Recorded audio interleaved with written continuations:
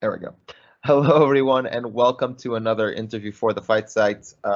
Tonight and today for her, I have the absolute pleasure of interviewing Sindy Maricic. Maricic. I hope I didn't just butcher that, even though you just told that to me 2 seconds ago. No, you got it right. There we go. Well, for those of you who don't know and are not really, aware of the sport of Muay Thai as much as we should, and if you aren't, you should definitely check out Ryan Wagner's work for the Fight Site. Sindy is a former Muay Thai world champion, amateur, and also professional. So your list of titles that you sent me I was just looking down. I'm like, oh, damn. So just to name a few of them, and from my understanding, some of the most important ones is the IFMA 2009 world title at 67 kilograms. And my understanding is that's actually the #1 amateur organization in the world, if I'm not mistaken. You also are the 2009-2010 WMC world title holder at 69 and 66 kilograms. Correct? That's correct.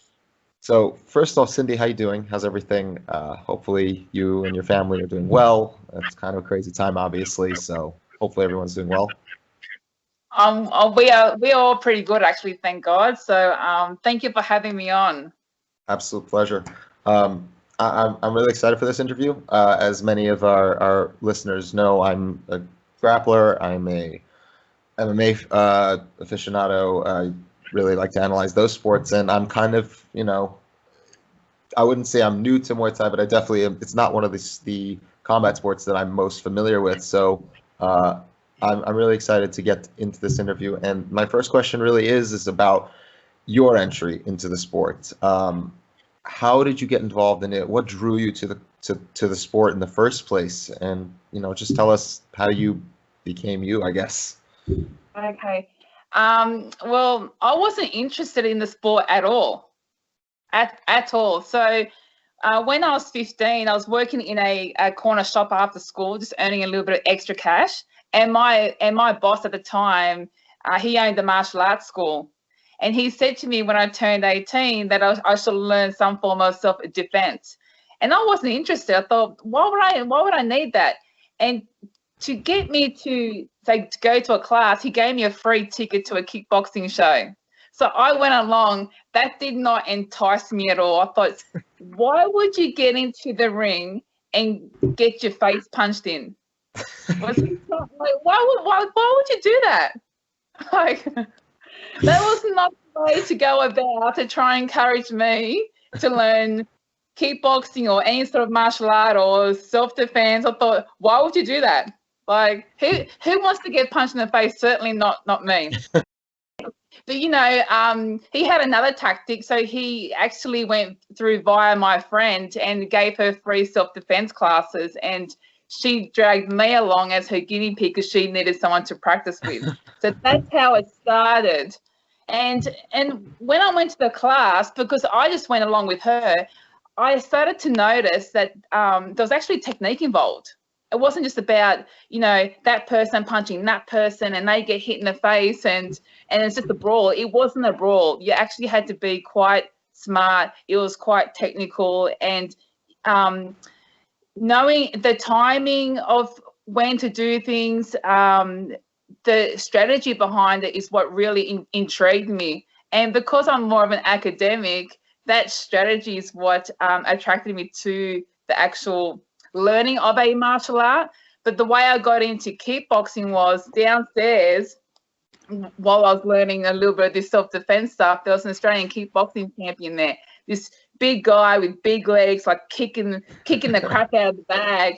And I was just in awe, in absolute awe of the power that he could generate. And I just said to him, I was young at the time, I was 18. I said, oh, John, I held up a kick shield and I said, oh, come on, John, show us some kicks. And he held it for me and I just started kicking. I just like the feeling of it. I just like the feeling of kick. I thought, oh, this actually feels good.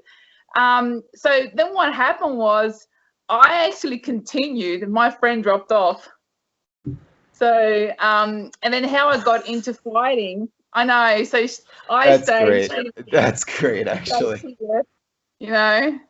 So my boss at the time won. His strategy worked, so I did stay with it. But I never thought I was going to fight ever.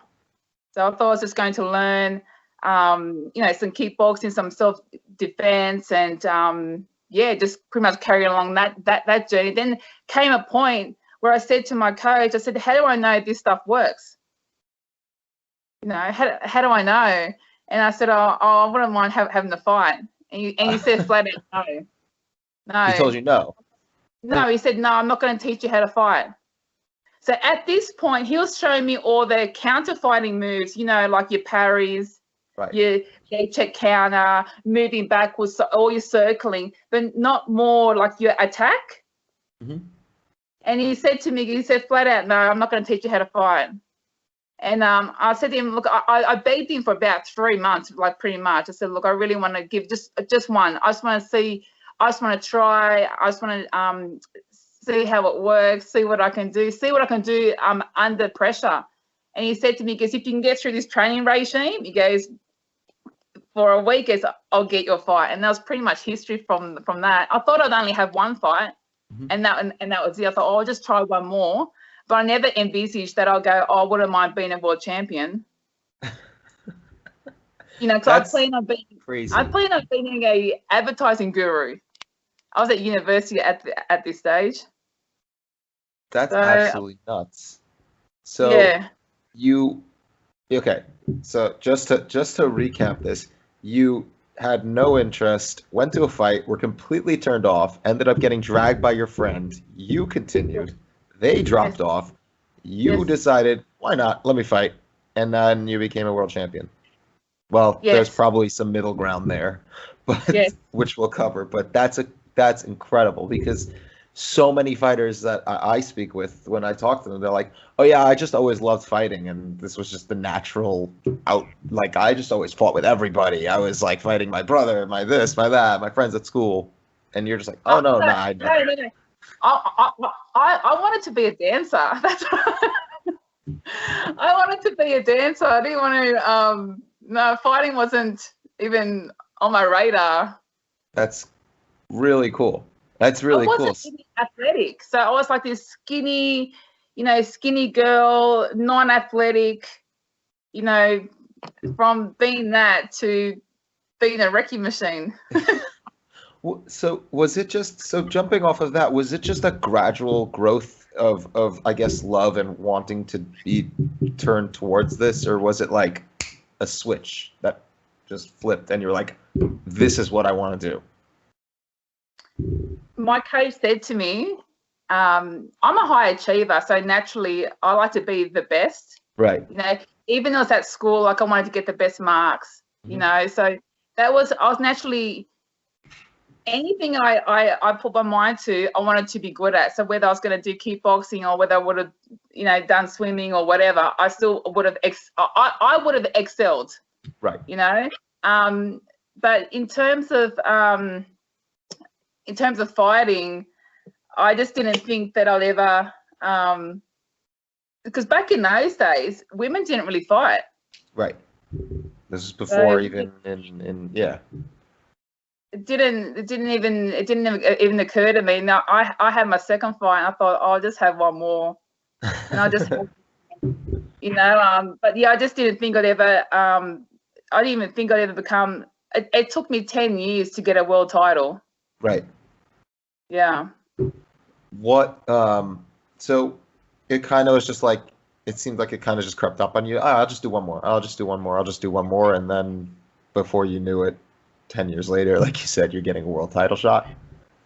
It became my life. It's just something that I just started to become obsessed with, and I just wanted to get really good at. I just loved doing it.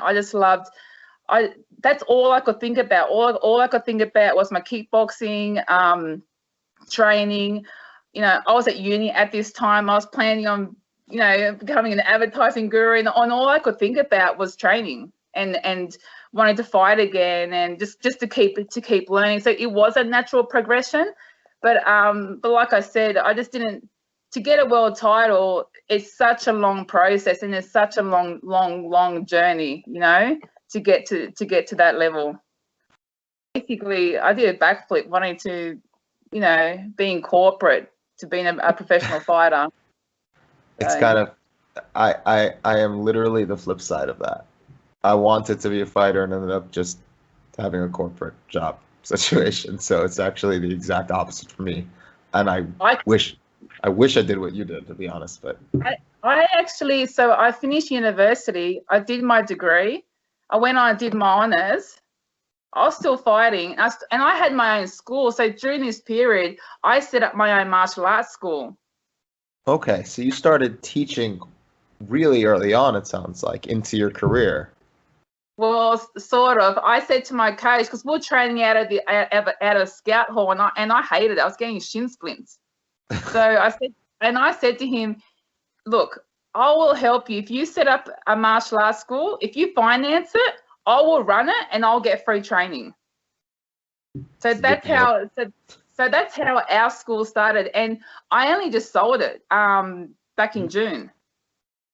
So yeah. So so I guess that's a natural lead in, I guess, to my next question on your training style and mentality towards training, because you're obviously I mean you were that's all you could think about. But how did you actually train? What was your style? Were you, I guess, because I don't know how Muay Thai stylists generally train. I know how MMA fighters train. I know how grapplers train.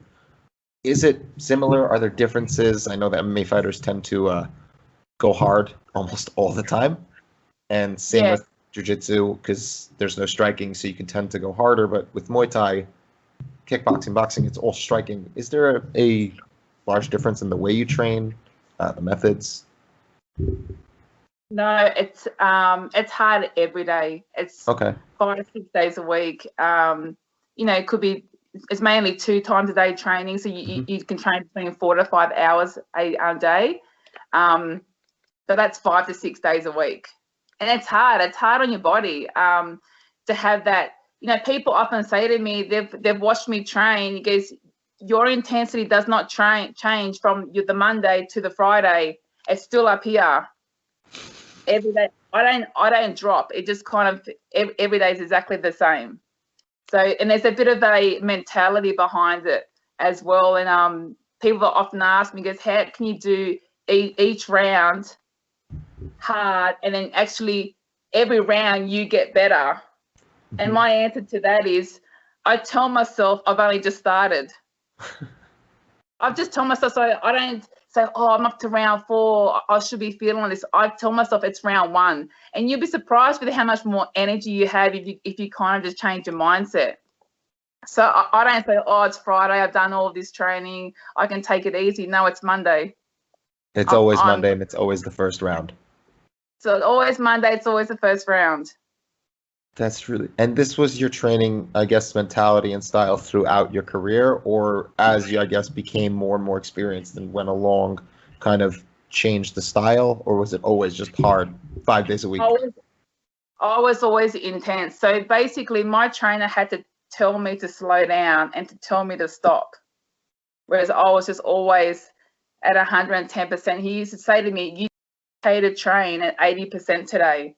And even prior, when we'll start to train, I'll question what our intent is. So if we're doing technique, I need to know we're focusing on technique, so I know that I don't have to be exerting so much. But if I'm working on power, then I'm going to go 150%. Right. So we had to communicate. So I need to know what's going on. That kind of makes sense. Oh, absolutely. So now I guess there's the training aspect, but what about the sparring aspect? How much of training in those hours was dedicated towards sparring, and of sparring, how much of it was dedicated towards hard sparring, 80, 90%, 100% even, like as if you're in a fight, I guess? Okay. So say out of camp, you can spar every day, but it'll only be quite light. So we're mainly focusing on technique, and you can do that every day. And sometimes I'll do 4 or 5 rounds of sparring at the end of each session, or 5, 6 rounds of sparring. But leading up to a fight, I was doing at least 2 to 3 times a week of hard sparring. Wow. And yeah, so 2 to 3 times a week of hard sparring. You can gear up if you want to, but it's funny because the week prior, so I don't spar 7 to 10 days out before a fight, but Right. prior to that, because you end up in this mentality in this zone. And I've walked into the gym before, and I say I'd sparred the day before, and my coach said to me once, he goes, "Just don't hurt him today. Just don't hurt him." You know. And I walked in, and the poor guy, my poor training partner, he's got a black eye, his legs corked, and that was from the day before. That was from us training the day before. But so yeah, you naturally kind of lift that intensity prior to, but as soon as you're not in fight camp, you know, you just have fun with it. You have fun with your sparring. So the I guess there's certain things about your style that are now going to come up, and you know, we were speaking a little bit before, and you know, there's a reason. I believe you said there was a reason why you were called the knee machine. So I want to talk about your style specifically and how you developed it, or was it something you were naturally drawn to? Is it specifically how you were trained? You have a very kick-heavy style from the outside, at least from the footage I was able to find, and also the clinch. You immediately try to grab a hold of that clinch as soon as the opponent was trying to close the distance, and you had a really I love intercepting knees. They're one of my favorite strikes to see in any combat sport that involves, you know, kicking and knees. So how did you develop that style? You know, how long did it take for you to get comfortable with the style? Was there a time where you were kind of changed up your style? I'm just curious how you developed it, and you know. So yeah, for sure. I started out kickboxing. Okay. So kickboxing and Muay Thai are 2 different sports. Can you give a small explanation of that? Yeah, so if you look at boxing, can you see how they dance around a lot? Mm-hmm. And there's a lot of movement. Mm-hmm. And so kickboxing is very similar. But whereas Muay Thai is not. Muay Thai, you kind of like stay in the pocket, and you throw. Everything is hard. Okay, so there's not really setups. Well, of course there are setups, but you're gonna have more pocket exchanges compared to those other sports. Yes, whereas in kickboxing you move around a lot, and it's more, you know, there's a lot of volume of strikes. Whereas in Muay Thai, it's not about how much you throw, it's how hard you throw and how devastating your actual blow is. Mm-hmm. And even your stance and your posture is different from a kickboxer to a Thai boxer. A kickboxer can have a little bit more of a broken posture. The upper body can be a little bit more broken. Same with a boxer, they can be quite hunched over and quite low. Whereas in Muay Thai, you just wouldn't do that. You know, because it's a lot of it is about off balancing your opponent. So those trips and throws from the clinch score very well, is my understanding, right? Yeah, but you don't do that in kickboxing, so you can have that little bit of that broken posture, which I like call broken posture. In you can be a bit more relaxed in your upper body in kickboxing, but you can't be like that in Muay Thai. So how I transitioned from kickboxing to Muay Thai, I had a shoulder injury, like a left shoulder, so I couldn't use my arm. And I was getting to the point where I was training with one hand and two legs. And I went to a Muay Thai seminar, and that's when I was introduced to it. I went to a seminar held by Ajahn Chai, and that's when I realized I can use my elbows, I can have knees, and there are these other weapons. I didn't have to rely on throwing a jab. So and I said to my coach, I said I want to train Muay Thai. So he wasn't teaching Muay Thai. He came from a kickboxing background. Okay. And I said, I want to do Muay Thai. And yeah, the story gets better. So I got caught up for a fight to do a Thai boxing fight as for an Australian title. And I took the fight, and so I had never really trained Muay Thai. So basically was just I was a kickboxer, and I added a few knees.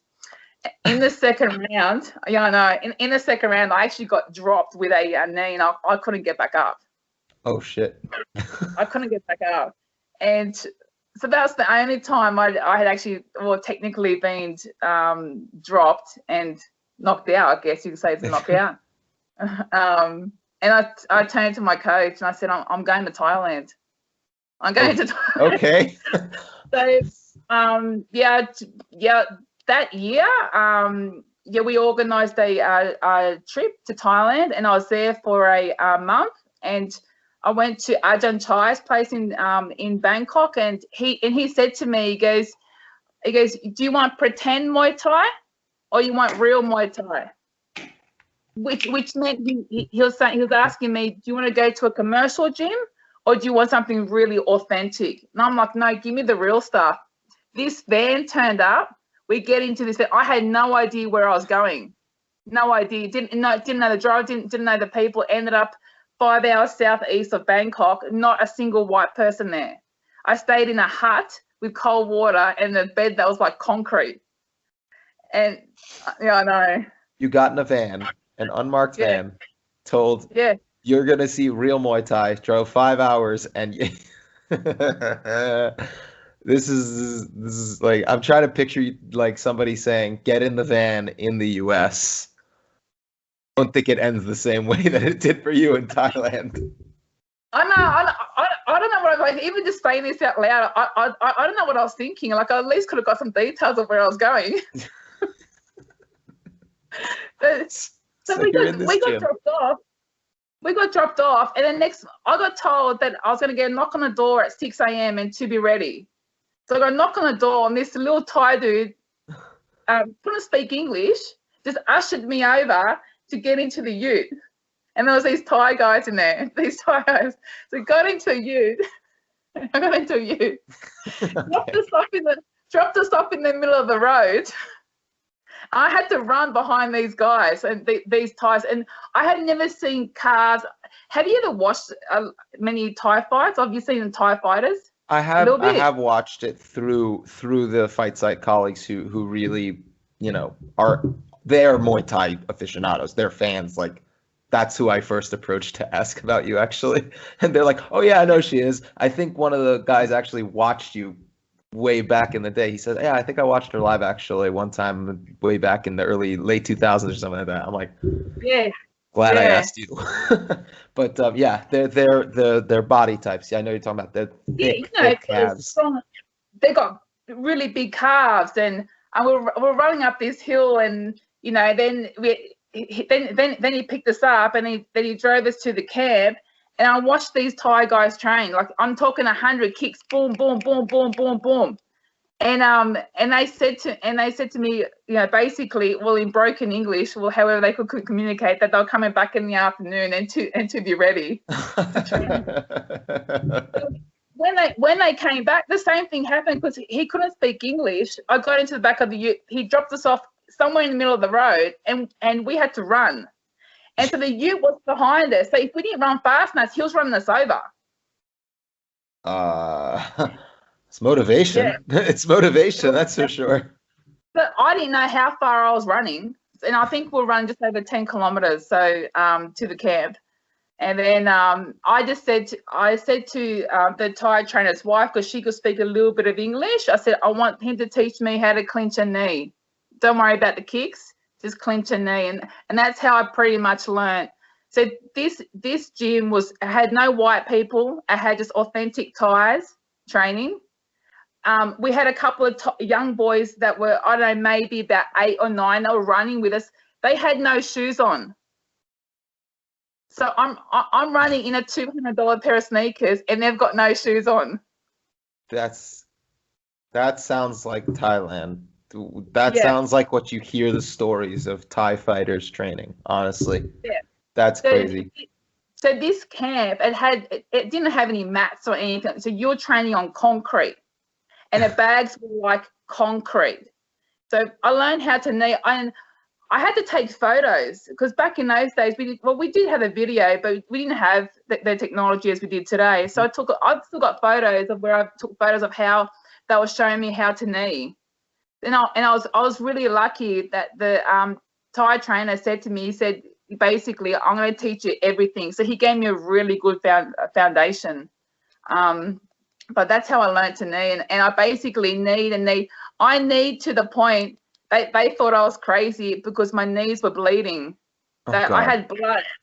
I had cut open my knees, and I was kneeing through, because I thought that's what you did. You're a Thai, right? You meant to be tough.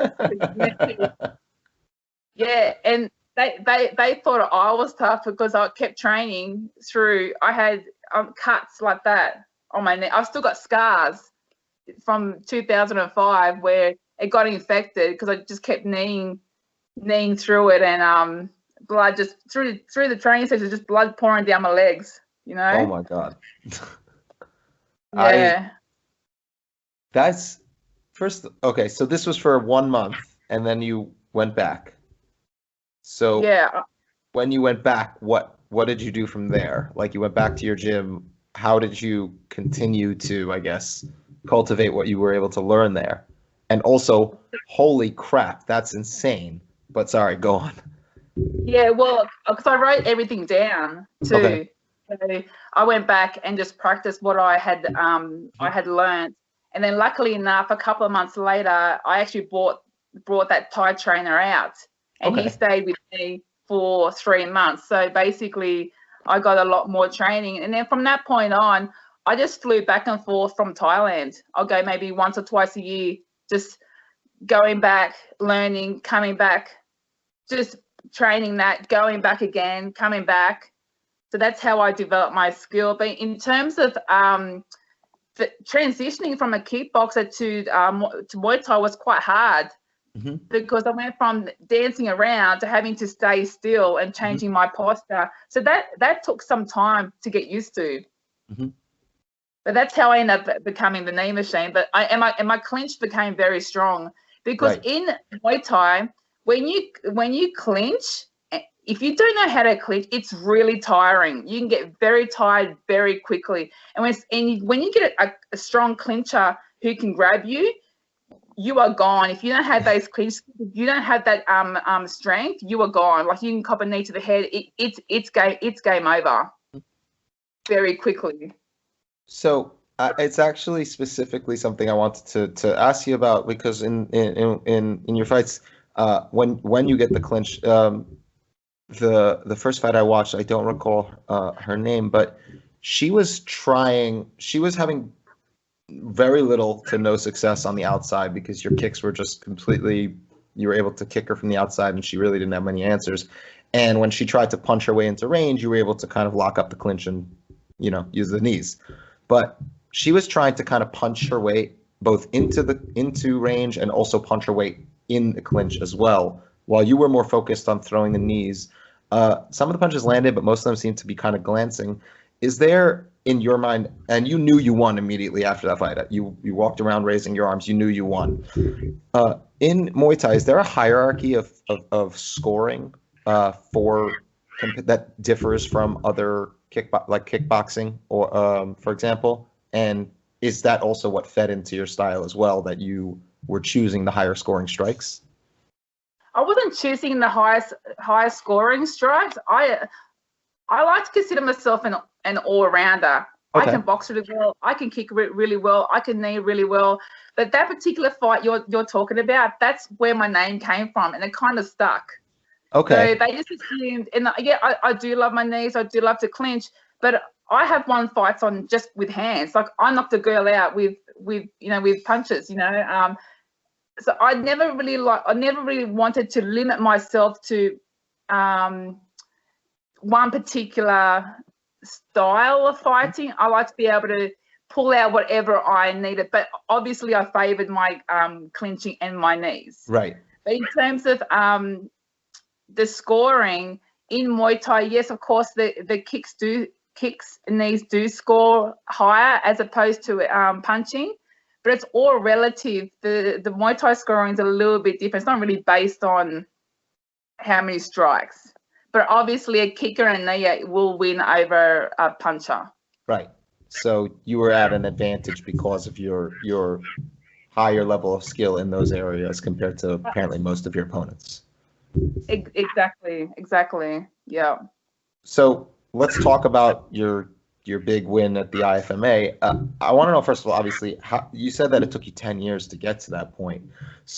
In the lead up to winning the world title, talk to me about, I guess, the training camp, and I guess talking to me about the style matches, because I don't know if it's like MMA where you get a chance to kind of scout your opponents beforehand and really have proper training camps dedicated towards specific opponents or not. I'm assuming, was the IFMA a specific tournament, or is it like so can you give me a background on how it's set up, how you're able to train and prepare for your opponents, and also the actual win itself and what that meant to you, obviously? Yeah, well, with IFMA, what's so special about it as a fighter is it's challenging because you don't know who you're going to fight. You don't know who's going to turn up. You don't know who's in your who's in the draw. So you have to prepare so differently that you have to have full confidence and be prepared for any scenario. Okay. Does that make sense? Because you're not preparing for just one person. Mm-hmm. It's not a super fight. It's a whole. It's a field of tournament, field of competitors that you just, whoever you get, you get. Yeah, whoever you get, you get. So in the IFMA, they do make you wear the body armor and the headgear because it is a round robin. So you could fight 3 or 4 times in the one week, and that was mainly geared towards the fact that they're really trying to push the Muay Thai into the Olympics. So they need to have some sort of protective gear in order to be able to get into, to be able to be recognised as an Olympic sport. So the IFMA is huge. You've got over 120 countries competing. It's massive. And the fact that you have to fight 3 to 4 times in the 1 week, but also your weight cuts, you're cutting weight 3 to 4 times that week too. You have to train, which I didn't do for the 2009. I actually changed my training up. I didn't wear the training, like the protective armor and the headgear while I was training, because I found it just hindered my performance in the actual gym. I trained maybe a week prior just to get used to it a little bit, because I hated wearing it. Right. Yeah. So did that? Obviously, it didn't hinder your performance.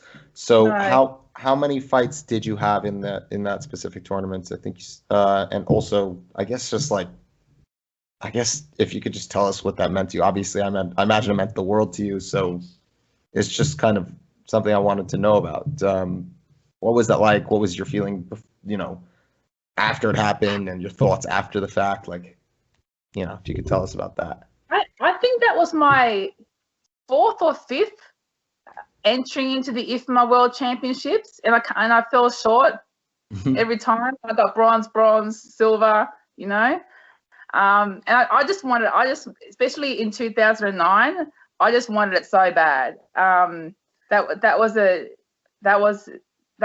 2009 was really important, because in 2008 I had quite a bad year in terms of in the ring. I lost 3 fights in a row. And that was like, I don't like to lose. And 2009, between 2009 and 2010, I had a massive mental transformation where I actually won 3 world titles. So I went from losing 3 in a row to winning 3 world titles. So there was a massive shift. There was a massive shift from 2008 to 2009 for me mentally. Well, what changed? Well, see, as a fighter, for me personally, I was never really fighting my opponent. It's always, you're always fighting yourself. In 2008, I just had this self-doubt. Didn't think I was, worthy of winning, and just so much negativity. Not in my fights, but it was in my training. And nothing was ever good enough. And then when I lost the 3rd fight, I just got sick of myself. I got sick of my own attitude. So I just completely just turned it right around. I thought, you know what? I actually deserve this. I trained so hard, and I'm throwing my fights because I'm not believing in myself. Because even prior to those 3 losses, and where I had won my fights, they weren't good enough. I could have done better. So I never gave myself a pat on the back. And then what happened was I ended up losing the next 3. Even if you win, it wasn't good enough. Right. And even prior to 2008, I had won 2 Australian titles. I won 2 I already won 4 championships, but it wasn't good enough. And that was draining you mentally. It was draining me. They ended up losing 3 in a row, and I went, no, I've had enough of this.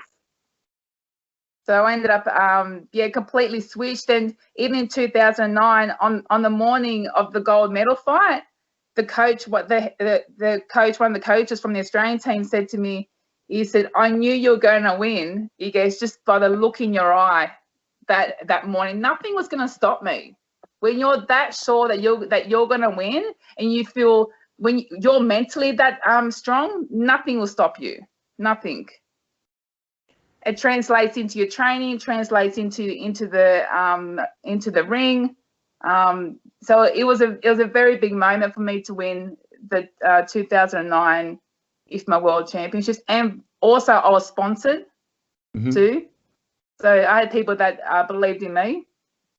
So that was a really big thing. It's something that I give back. But yeah, fighting multiple times in the 1 week, it's not an easy task, but it's quite rewarding once you win.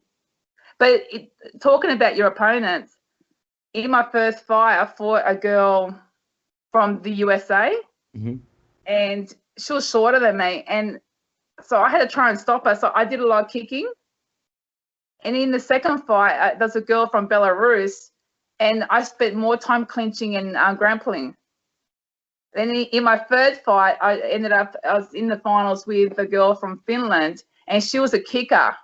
So when I saw that I was up against her, I knew that I had to counterfight her kick. She was very quick and very good with her kicks. So I had to counterfight her kicks and take it down a lot. So that's how I won the fight, my IFMA World Championship fight. Can you give a bit of an insight into how in that fight you did the counter to her kick? Like what kind of strategy, what techniques you were using to counter her kicks, and like you said, to win the fight, I guess, to grapple. I basically caught her kicks and took her down. I took a leg out. I also came in close, so her kick would wrap around me, so I got into the clinch. So I just timed it where I took away her strength. And also when she kicked, I went for a low leg kick. And I don't have it up on YouTube, but I should put it up. But you can actually see when I've taken her leg out and she flips and falls down. She's going to kick and taking her leg out. So I've timed it like that because when I did see her fight, I thought I was going to fight the Swedish girl, and she was more of a boxer. And I was glad I got the kicker because it's easier to counter, And she fought the same. She fought exactly the same, whereas I didn't fight the same. So you don't know what you're going to get with me. And that's how I trained. You can't say, oh, she's going to kick, she's going to knee, because I believe in being a smart fighter and being able to be adaptive in the actual ring. So you were essentially an all-terrain fighter that could kind of, based on what you were facing, you would change up how you're going to fight. That's exactly right. And in 2014, when I fought another world title, which there was a controversy in the decision. They awarded it to her, but I felt like I was more deserving of it. But that's another story. In the first round, it's a 5-3-minute round fight, I completely changed up my strategy there and there on the spot. She was quite strong. She was really forward. Heavy in the clinch. I didn't want to clinch her. I didn't want to clinch her. It was too draining for me, so I kept moving on the back foot and kept counter fighting. And I even had one of my cornermen say to me, she's going in for the elbows. And I said to him, I turned to him, I said, don't worry, she's not going to get me with her elbows. I stopped the knees. I stopped the knees when she came in for the clinch. So when I grabbed her, I actually took her down to the ground. So I didn't clinch her. I didn't use my knees on her. I had to completely change.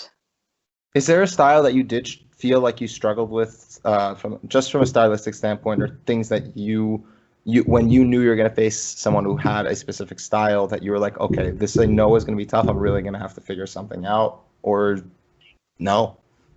Not really. But when you have someone coming at you and they're a pressure fighter and you're throwing and they keep walking through that. That's draining. That's heavy. You know, because in that ring, there's nowhere to go, and we don't go to the ground, so it keeps going. So you can have a little bit of recovery time. You're stuck there, so you have to move. Basically, you have to make them stop. And that, like you said, it's draining. It's more from a mental standpoint, it's draining, or from or physical, or is it just a combination of both? It's a physical, because they're constantly in your space, constantly there, and you're having to work off the back foot. Okay. You know. And that uses more energy, obviously, than being able to stand your ground or move forward on your own, because you're just moving a lot more. Yeah, that's right. So you're moving forward, you're cutting them off, or if it's just toe-to-toe, it's 50-50. But someone's constantly at you, you know, it's suffocating. Right. And how do you, I guess, cut off that forward pressure? I guess from a Thai style, I guess, because like in MMA, you can shoot reactive doubles, you can showing up against the cage and work the clinch. There's a lot of things that you can do in those sports that you can't do in Muay Thai. So what are some of the tactics that you would use in a Muay Thai fight, specifically from a Muay Thai perspective? You have to off balance them. That's number one, because they're coming forward. So even if it's a simple, they step forward, you got to wait for them to step so you can take their low leg out. So they then you counter, or then you can move, so you can catch your breath. So every couple of seconds that you've got is huge. Does that make sense? Even if it's 3 seconds, you've gone backwards, now haven't come forwards, you can recoup in that time. So off balancing your opponent is quite important in Muay Thai, whether you're going for, particularly if you're on the back foot. Right. I want to actually now pivot towards, you as a teacher and an instructor, because like you said, you did found your own gym, and while you didn't start teaching, you did end up teaching.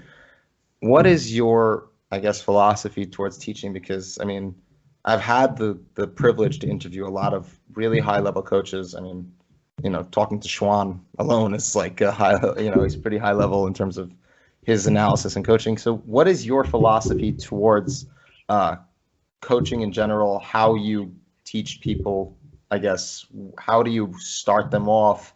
Someone who's a beginner, someone who's more intermediate, or even an expert themselves. How do you adjust your training, and what is your philosophy towards it? I'm pretty adaptive, so it just depends. Like if it's a beginner, I start them from the ground up, from very basic. You start with your footwork. You teach them how where their feet need to be in terms of to attack in order to defend. Because without that, the kicks, knees, punches, they would be ineffective. So there's really no point in going on. Right. Then I teach them basically just the fundamentals of each strike, and then we just move up from there. You end up putting it together. But in terms of coaching and teaching are two different things. Okay. Teaching is when you can stand out the front and you can go through a certain number of techniques, and you can just let the students just pick it up, and you can go around and you can correct them. But coaching for me is when you progress that student individually, what they need. Like I can pick up. So if we do some shadow sparring, I can see where they're at and where they need to go and what they need to improve on. Does that make sense? Yeah, absolutely. Yeah, but with fighters, I'm really brutal. There's no no rest days. That's probably my favorite, because I don't baby anyone, because in there it's real. You're going to get hurt. You are going to get hurt if you don't train properly. Be conditioned for it and be technically sound. Like your technique has to be, when you're feeling tired, your technique will pull you through. I've fought fights where I've been sick and I've still won the fight. So you pulled a Jordan with the flu? Yeah. I've fought where I've had laryngitis, and I've told the promoter 6 weeks out, look, I'm actually really, really sick. And right up until 4 days out, my coach was going to pull me out because I was still really ill.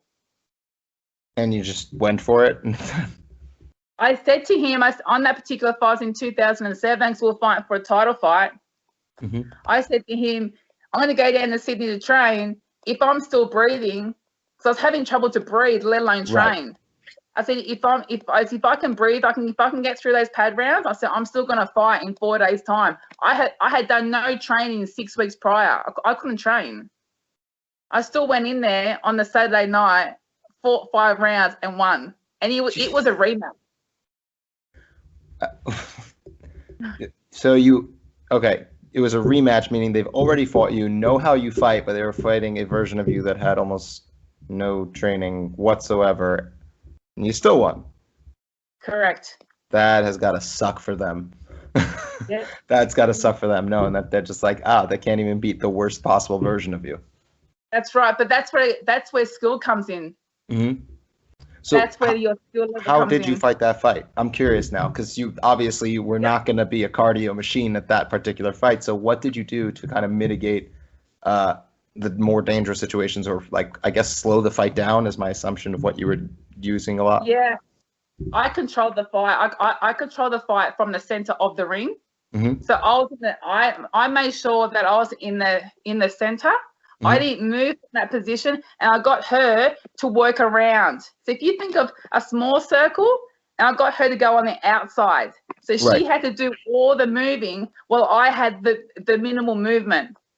So I saved my energy that way, and I was basically going in and out, in and out, in and out, but controlling the whole fight from the center of the ring.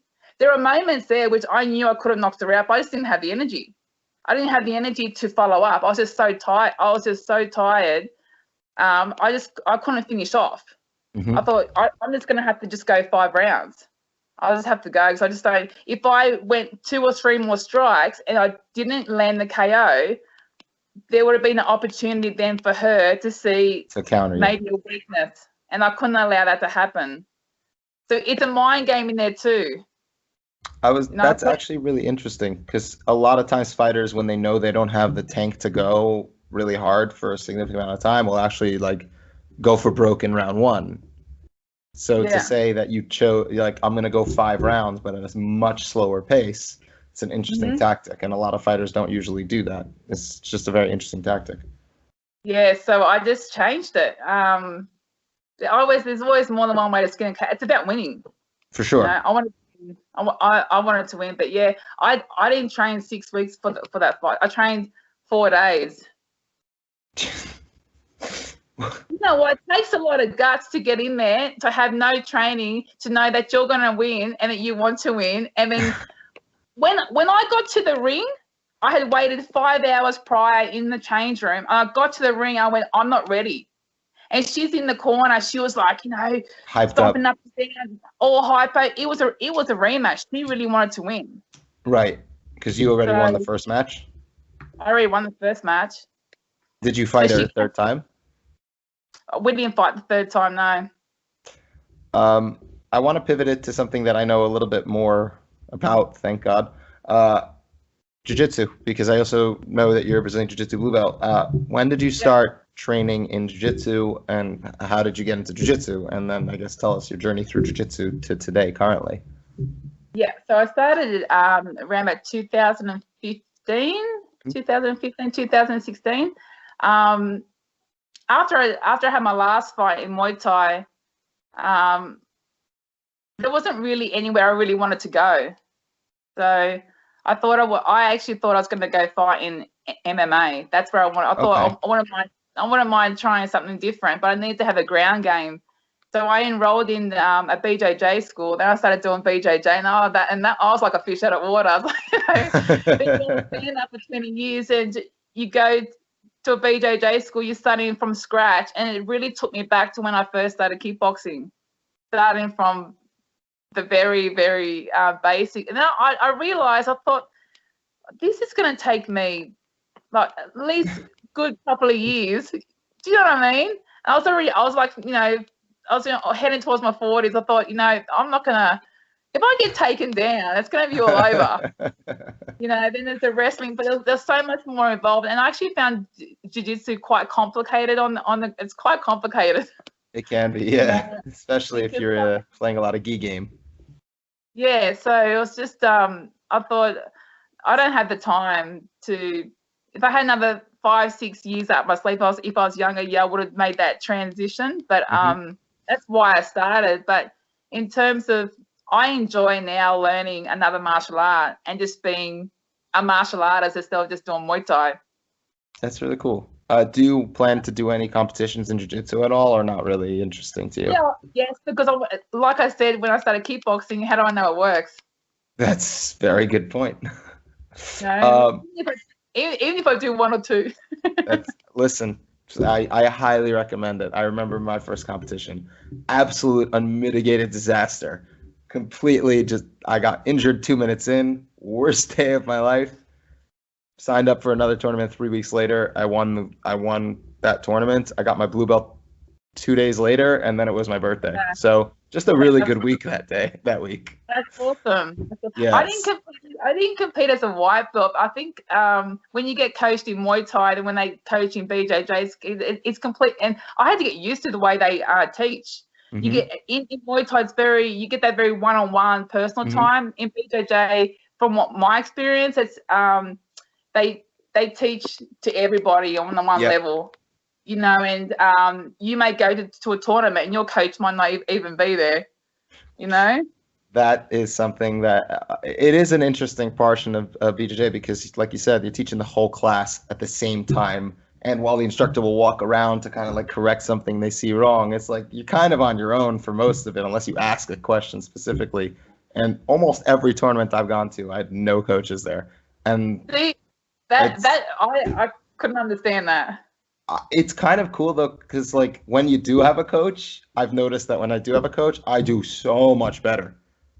Much better. So now I always make sure that I don't care if it's somebody who's worse than me or somebody who I kick their ass in the gym. I make sure to bring a friend who trains jiu-jitsu just because they're going to see things that I just can't see. It really does make a difference. Yeah, that's what I mean. Like, I'm used to having a team. You got a team in your corner. Mm-hmm. I don't expect them to fight the fight for me, but it's just something different when you have a team that's just really there back. I train at Marcelo Garcia's in New York City, and I was in the New York Open, which is like one of the bigger tournaments actually that I was able to do. And I'm losing the match, and I just hear him yell, "Move, Ben, move!" Yeah. Nothing else, just move. And I won the match 30 seconds later. So it just makes a huge difference, especially because I can pick his voice out from a million voices. Doesn't matter. And it's funny you actually say that, because when I trained for a fight, I actually trained my team and my coach. There are certain key words that I like to hear. Mm-hmm. And one of them was, even when I was training, and I kind of like to keep a poker face. As soon as I look like I'm tired, that I feel like my mind is starting to let me down, I just got a keyword that they have to yell out, and that's just to dig deep. And then I knew then that I had to pull out the heartstrings, that I had to ramp it up a bit. So to have that on the outside too, come on, Sindy, dig deep, then I knew where I had to go. That's awesome. I knew when, if they yelled out 30 seconds, I knew how hard I could go for 30 seconds. Right. So that makes a huge difference. Yeah, and that's actually really important, I guess, to know your fighter like that, like to know what to say, when to say it, and how to say it. It's really, really, and that's one of the things that I learned from that moment, and something that I tell whenever I compete, whoever's there for me, like I always tell them, if you see me stop, just yell at me to move. Doesn't matter what I'm doing, doesn't matter how good of a position, how bad of a position, yell at me to move, because I learned from that moment that I need that. Yes. So it was a great moment for me, because that was also when I returned from an ACL injury. So that was my first match back in the exact same tournament I injured it in. So winning that match was like cool. I want to actually, since you brought up MMA earlier, I want to actually just quickly pivot it towards that, because one, I don't know how closely you follow the sport at all, but you told, I was told by Schwan, and you mentioned also that you trained with Valentina Shevchenko, who is the current UFC flyweight champion. very well known as a striker. So I want to ask you about your experience with training with her, and also what it's like seeing somebody who comes from the exact same background you do to be a champion at that level. Valentina, I had the privilege of training with her back in 2009 at the WMC camp in Thailand. We both actually won gold that year. And we kept getting partnered up. So the trainers kept partnering up and partnering us up. But I was 32 at the time. She was, I think, about 22. Like, she's only young, so I was a lot older. But I have never experienced anything in my whole career, in the whole time training, experienced the intensity that I got from Valentina in a training session. That girl, she is hard, and she's so respectful. She's so lovely, but her training is she's just on another level when it comes to that intensity. It's like if you're gonna train with her, it's gonna be a fight, but without getting hurt. That kind of makes sense. Yes, I know exactly what you mean. It is that, and it's on all the time with her. It's on, but her timing to stand there in front of her timing with her hands is just next level.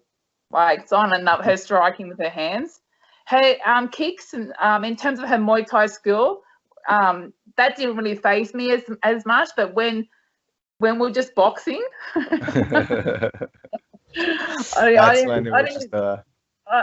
didn't enjoy getting punched by her, I can tell you that much. And you're bigger than her, no? Yeah, so I fought at 67. She was 2 weight divisions down. Yeah. And she hit that hard. She hit that hard. If she was in a fight with a 70-kilo guy, I would put my money on her. That's how.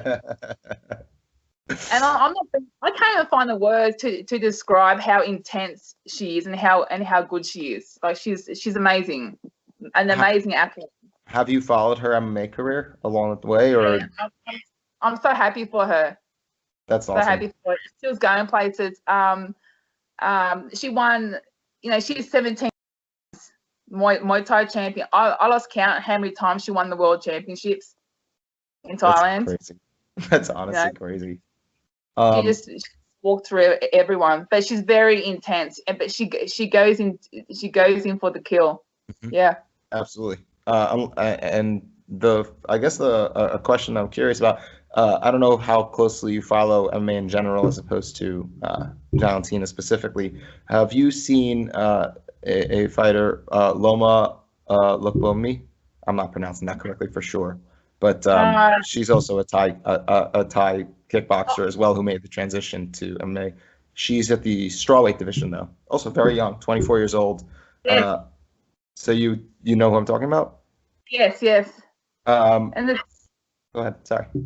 Yeah, it's the same again. If you look at so if you take a look at if they've come from Muay Thai and they've gone into MMA, how good their striking is. Oh yeah, it's a different level than MMA striking. It's a different.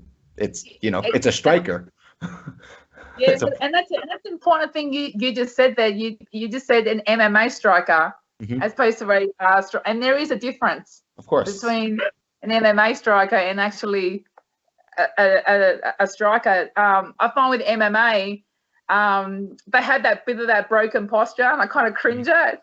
I kind of cringe at, because if they just if they were just a bit.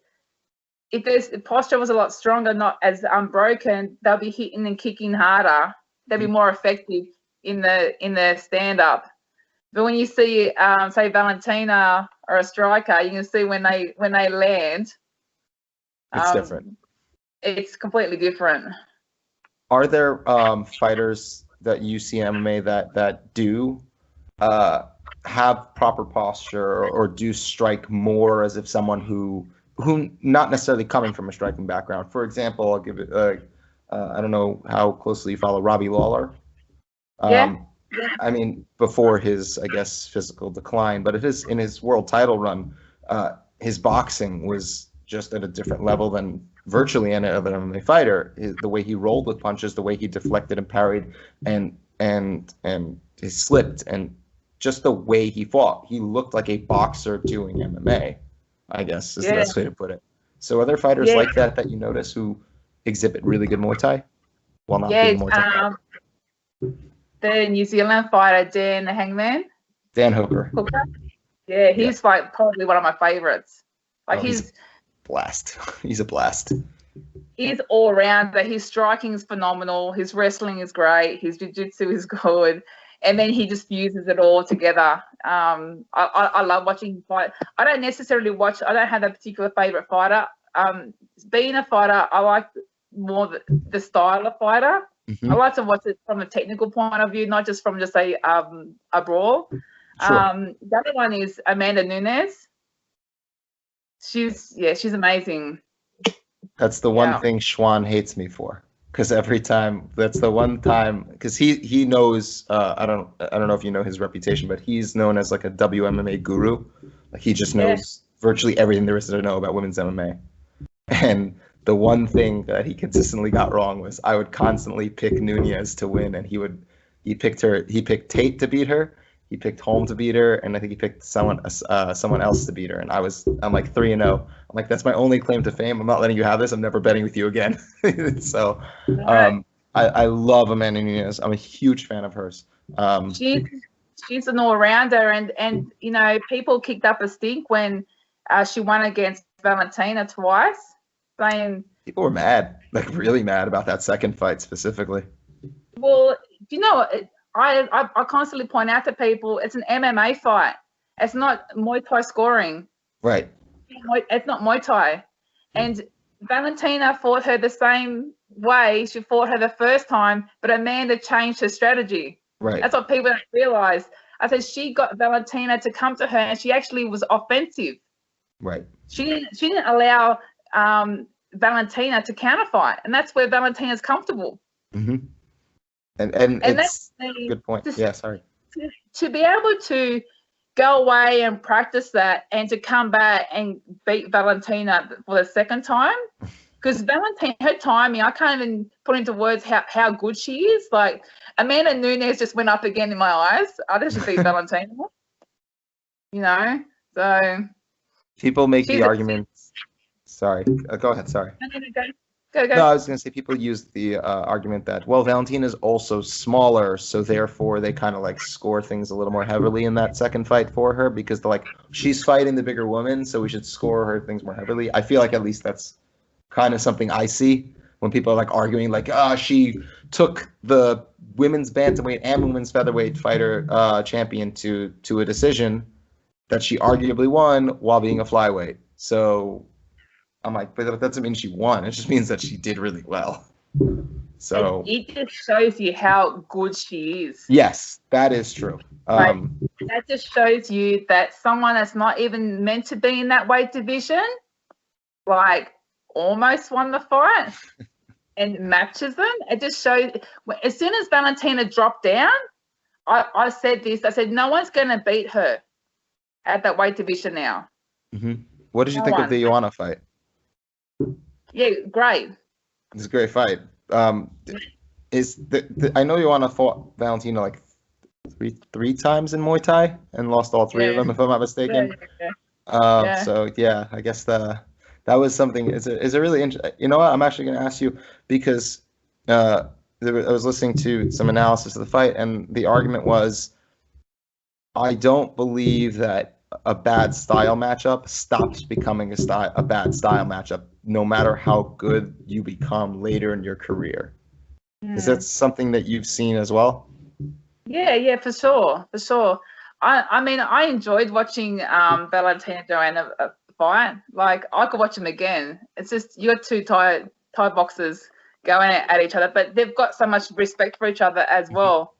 And they're high level. Like, people don't realize that these girls, like, are higher level strikers, and what they're doing is not easy. Not easy at all. I want to actually ask you, I don't know if you remember in the Weili Zhang fight versus Joanna.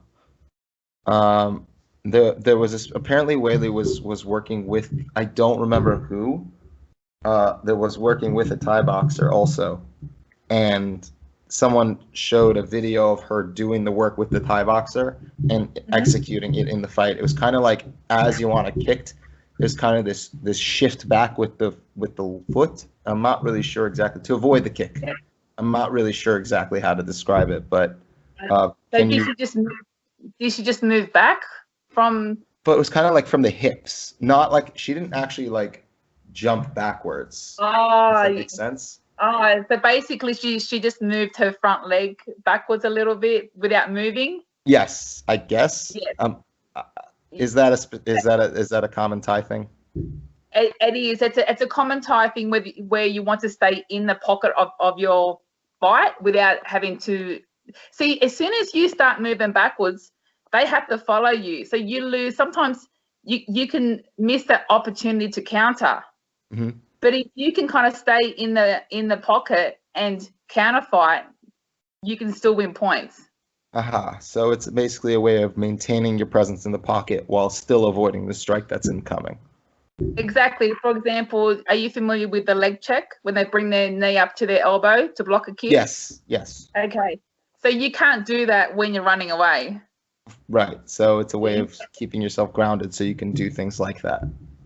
Of course. So you can either just move your leg back slightly so the kick just misses you, and then you can counter, or you can leg check, then you can counter, but you don't have to be moving away. But as soon as you start fighting backwards, you start losing a little bit of power too, because you want your weight going forward.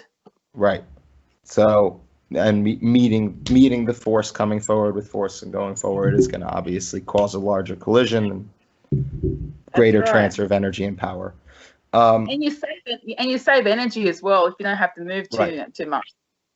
So I guess my last question kind of focuses on just Muay Thai in general. And so if you were going to give advice to someone who, I guess, either like myself, who has limited striking experience, or somebody who's looking to enter it, how would you recommend they do so? What would you recommend they do when doing so? How hard to push themselves? And, an entry-level person, what would you recommend that they do? I mean, obviously with COVID, kind of a difficult situation right now, but in general. Is to enjoy the process. That's number one. Rome wasn't built in a day. That's number two. So things are going to take time. Don't be hard on yourself if you can't pick something up straight away. You progress at different rates to different people. Some people may pick up kicking a lot better. Some don't compare yourself to where somebody else is at, and to focus on learning the actual technique. That's the main thing. Is the actual. Even I've been doing Muay Thai for 20 years. And I went to Thailand last year, and I still learned something new that made that move that just a little bit better. Do you know what I mean? So I can't stress enough the importance of just focusing. It's not about speed. It's not about power. It's focusing on how to actually throw the moves properly. And that's where you really need to concentrate on, is the actual technique. Well, I mean, thank you so much for taking the time to talk to me, because this has been just a phenomenal interview. I really enjoyed talking with you. This is from someone who's limited in their experience with Muay Thai. This has been just an absolute joy. So first of all, before we sign off for anything, where can people find you? Twitter, Facebook, Instagram, what's your handles? How could they find you? Please. Any sponsors you have, also anything you'd like to shout out? Yeah, so you can find me on Twitter at just Sindy. I've got my Instagram, which is just Sindy Maricic. You can find me on there, and same with on Facebook. I mean, I talk to anyone and everyone pretty much, so I'm pretty friendly.